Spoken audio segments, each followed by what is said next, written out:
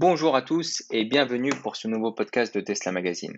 Aujourd'hui, nous allons traiter des 10 challenges auxquels fait face la concurrence de Tesla pour tenir le tempo imposé par ce constructeur californien qui a longtemps été décrié, longtemps été surveillé, mais qui maintenant, enfin en cette fin d'année 2020 et au début de l'année 2021, doit permettre aux constructeurs de se poser les bonnes questions pour aller dans la concurrence du véhicule électrique qui est présenté par tous les gouvernements, par toutes les instances comme le futur. Donc nous allons vous présenter les 10 challenges auxquels ces constructeurs doivent faire face. Premier challenge, le modèle de distribution constructeur-concession. Celui-ci ne remporte plus l'adhésion des consommateurs dans une ère de consommation qui est de plus en plus digitalisée et où la présence du commercial dans toutes les chaînes de consommation ne fait plus référence. Ça veut dire qu'on n'attend plus d'aller en concession pour remplir un bon de commande et recevoir son véhicule. On attend désormais quelque chose de beaucoup plus précis, de beaucoup plus flexible. Deuxième challenge, l'héritage du pétrole. Les scandales, les manipulations de chiffres avec le Dieselgate, c'est peu de le dire, mais font peser d'innombrables casseroles sur ces constructeurs qui, au rythme auquel vont les innovations, pèsent lourd.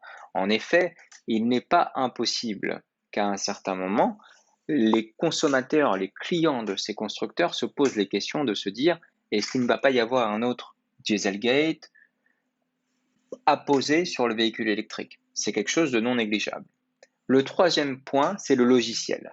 Souvent négligé au profit des performances, du confort, ces points-là ne font plus référence lorsqu'il s'agit d'un monde ultra connecté comme celui dans lequel nous sommes, où de plus en plus de constructeurs délèguent néanmoins cette partie à Apple avec l'interface CarPlay ou à Google avec Android Auto. Il n'en demeure pas moins un constat d'échec pour ces constructeurs traditionnels. En effet, Tesla a imposé et démontré sa maîtrise du sujet logiciel et sa maîtrise et sa capacité à déployer des innovations et des mises à jour. Le quatrième point, c'est la grande inertie d'innovation. Beaucoup de constructeurs innovent sur les moteurs, les performances de conduite et les modes de conduite. Il est demandé à de nombreux ingénieurs de penser différemment, voire à l'opposé de précédemment. Cela pèse sur le fonctionnement d'une entreprise et l'organisation. Ce n'est pas négligeable. Le cinquième point, c'est la dette qui fait peur. La dette n'est pas un mal en soi, mais elle peut être incontrôlable. Et aujourd'hui, la crise du coronavirus fait peser de nouveaux risques sur cette dette pour des constructeurs qui n'en ont pas besoin. Parce que l'innovation, rappelons-le, c'est quand même des millions d'euros, voire des milliards qui sont investis pour le futur et pour créer de nouvelles choses. Le sixième point, c'est un point managérial soulevé par le groupe Volkswagen, qui est un manque d'intégration verticale. La concurrence est dépendante des sous-traitants. C'est un modèle assumé, mais qui est en risque lorsque tous les constructeurs demandent la même chose au même moment. Et c'est ce qui se passe aujourd'hui lorsqu'on parle d'automobile électrique.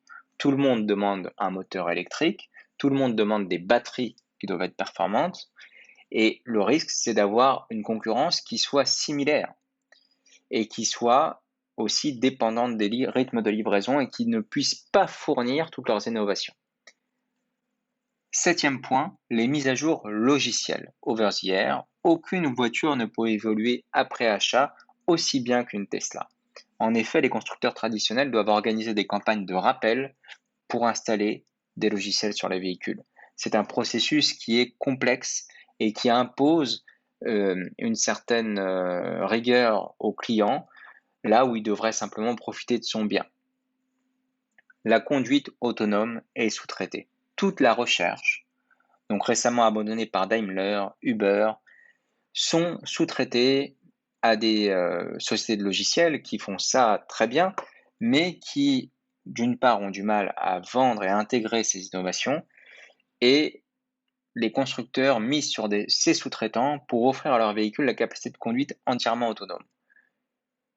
Aujourd'hui, Tesla a démontré une certaine avance parce que c'est les seuls à avoir mis sur le marché un mode bêta grand public qui permet d'engranger beaucoup de données à l'heure du deep learning, de l'IA on sait que c'est un avantage concurrentiel qui est incroyable. 9e point, les voitures électriques sont un must-have pour ses concurrents. En effet, si tous les constructeurs ont intégré une berline électrique à leur catalogue, il n'en demeure pas moins qu'ils composent avec un portefeuille de véhicules hybrides, essence, diesel, plug-in hybride et enfin 100% électrique. Beaucoup de constructeurs fonctionnent encore en 2020 avec des effets d'annonce marketing qui visent à espérer une autre histoire et annoncer des choses à 2 ans, 3 ans, là où des modèles électriques fonctionnels sont d'ores et déjà sur le marché. Enfin, dernier point et 10e point, les coûts de réparation et le modèle de service après-vente. Les véhicules électriques réduisent drastiquement les coûts de maintenance et de réparation. Ce fait a une première fois été traité par Renault avec une location de batterie afin d'assurer une rente à ce réseau qui aujourd'hui tire profit de cette manne pour optimiser les marges de vente des véhicules traditionnels. Donc voilà pour aujourd'hui et ces 10 premiers points. Nous allons continuer cette analyse parce que il faut voir les choses en face relativement au marché et il faut voir et suivre les innovations, les mutations que les constructeurs vont faire parce que nous sommes convaincus que ceux qui seront les mieux à même d'innover et d'aller encore plus loin seront les challengers de demain dans ce nouveau marché. Merci pour votre écoute et je vous laisse réagir en commentaire à ces annonces. Si vous pensez qu'un des points n'est pas bon, si vous voulez en ajouter, n'hésitez pas. Et si vous souhaitez vous abonner à cette chaîne, vous pouvez le faire très simplement en cliquant sur le bouton s'abonner, en vous abonnant, en cochant toutes les notifications pour être au courant des prochaines vidéos et surtout ne pas manquer les 10 autres points. Je vous ai dit que ces 10 points étaient que le début. Il y a encore 10 autres points qui permettent d'analyser et de comprendre la performance de Tesla. Et je vous invite très prochainement à les écouter. Je vous souhaite une excellente journée. Bonne journée, au revoir.